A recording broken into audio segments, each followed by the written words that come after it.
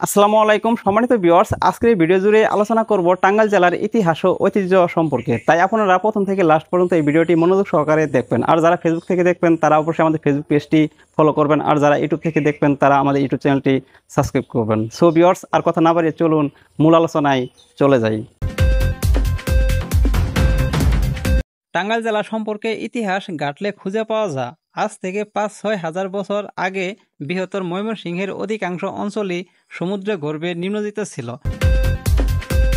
তবে কিছু অঞ্চল যেমন মধুপুর, বাওয়াল বনাঞ্চল শৈলশিলার উচ্চতার কারণে সেসব অঞ্চল পানিতে নিমজ্জিত হয়নি। আর তাই অনেকেই ধারণা করে যে বর্তমান সোমেশ্বরী নদীর পাড়ের গাঢ় পাহাড় হতে বাওয়ালগড় পর্যন্ত যে পাহাড়মালা অঞ্চল রয়েছে তাই হচ্ছে বাংলাদেশের একটি অন্যতম প্রাচীন স্থলভাগ। আর এই বহু পরিচিত স্থলভাগের একটি বড় অংশই টাঙ্গাইল জেলার অন্তর্গত। কাজেই বলা যায় যে এ জেলার জনবসতি, ইতিহাস, ঐতিহ্য সুপ্রাচীন। টাঙ্গাইল জেলার নামকরণ নিয়ে বিভিন্ন মতবাদ রয়েছে। ১৭৭৮ খ্রিস্টাব্দে তৎকালীন রেনেল তার মানচিত্রে এই বাংলাদেশের এই অঞ্চলটিকে আটিয়া বলে দেখিয়েছেন। ১৮৬৬ খ্রিস্টাব্দের আগ পর্যন্ত এই অঞ্চলটির টাঙ্গাইল নামের কোনো অস্তিত্বই ছিল না। তবে এই অঞ্চলটি ১৫ নভেম্বর ১৮৭০ খ্রিস্টাব্দ এসে টাঙ্গাইল নামে পরিচিত লাভ করে। সাধারণত টাঙ্গাইল জেলা প্রাচীনকাল থেকে বিভিন্ন ধরনের পাহাড়ের উঁচু ভূমি এবং পাহাড়ের নিকটবর্তী কৃষি জমির বিশাল এলাকা রয়েছে। এই উঁচু ভূমি বা টং এবং জমির আইল মূলত এই দুটি বিষয়ের সমন্বয়ের বিভিন্ন ঘটনা প্রবাহে কালের পরিক্রমায় এই এলাকার নামকরণ করা হয় টাঙ্গাইল।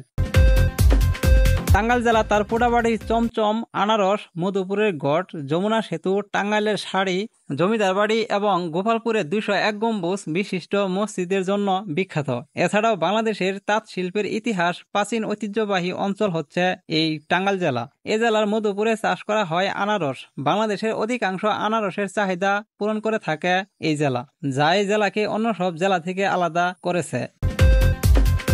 ১ নম্বর ২০১ গম্বুজ মসজিদ। ২০১ গম্বুজ বিশিষ্ট মসজিদ টাঙ্গাইলের গোপালপুর উপজেলায় পাথালিয়া গ্রামে অবস্থিত।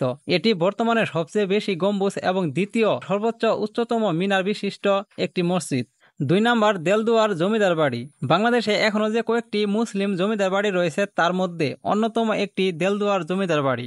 এটি প্রাচীন আমলেই এই অন্যতম নিদর্শন, যা টাঙ্গাইলে এখনো অক্ষত অবস্থায় দাঁড়িয়ে রয়েছে। ৩ নম্বর যমুনা সেতু। দেশের যমুনা নদীর ওপরে নির্মিত একটি সড়ক ও রেল সেতু। এটি ৪.৮ কিলোমিটার দৈর্ঘ্য এবং প্রস্থ প্রায় ১৮.৫ মিটার। এটি বাংলাদেশের দ্বিতীয় দীর্ঘতম সেতু। প্রথম দীর্ঘতম সেতু হচ্ছে পদ্মা সেতু। ৪ নম্বর মধুপুর জাতীয় উদ্যান। বাংলাদেশের অন্যতম একটি জীব বৈচিত্র্যপূর্ণ উন্মুক্ত উদ্যান হচ্ছে মধুপুর জাতীয় উদ্যান। এটি টাঙ্গাইলের দর্শনীয় স্থানগুলোর মধ্যে অন্যতম। ১ নম্বর টাঙ্গাইলের চমচম। চমচম টাঙ্গাইলের একটি জনপ্রিয় মিষ্টি জাতীয় খাবার, যা খেতে অত্যন্ত সুস্বাদু হয়ে থাকে। এটি শুধু বাংলাদেশেই নয়, ভারত, পাকিস্তান তথা সমগ্র ভারতীয় উপমহাদেশেই বিখ্যাত। ২ নম্বর কাউনের পায়েস। কাউনের পায়েস এ জেলার একটি ঐতিহ্যবাহী খাবার। এই খাবারটি আপনি এখন অন্য কোনো জেলায় সহজে পাবেন না, কিন্তু পুরনো এই ঐতিহ্যবাহী খাবারটি এখনো টাঙ্গাইলে বেশ পরিচিত। এমনকি শীতকালে টাঙ্গাইলের প্রতিটি ঘরে ঘরে একবার হলেও এই পায়েস রান্না করা হয়। এই খাবারটি কাওন, দুধ এবং চিনি দিয়ে তৈরি করা হয়। ৩ নম্বর আমের পায়েস। আম বা পায়েস যেটার কথাই শুনেন না কেন জিভে জল চলে আসে। এমন মনে হয় যেন এখনই যদি পেতাম, উফ কতই না মজা করে খেতাম। এই মজাদার খাবারটি টাঙ্গাইলের একটি অন্যতম বিখ্যাত খাবার। ৪ নম্বর আনারসের তরকারি। টাঙ্গাইলের আনারস সারা দেশে এতটাই বিখ্যাত যে এ জেলার মধুপুর উপজেলাকে আনারসের রাজধানী বলা হয়। এখানকার আনারস একদম হলদে রঙের মতো হয়, যা অনেকটাই লোভনীয় দেখতে এবং খেতেও বেশ মজাদার। ৫ নম্বর বেগুনের খাসি। শীতের সকালে গরম বেগুনের খাসি খেতে যেন অমৃত। এই বেগুনের খাসি টাঙ্গাইলের একটি পুরনো ঐতিহ্যবাহী খাবার। আপনি যদি কখনো টাঙ্গাইলে যান অবশ্যই এই খাবারটি খেয়ে দেখবেন।